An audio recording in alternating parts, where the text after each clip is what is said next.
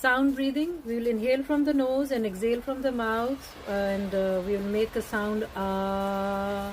You can move your hands up and down the way I'm doing. If you don't wish to, you can keep them straight as well.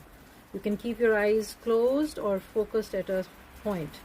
Let's begin, and I encourage you to do this once a day at least for 3 minutes.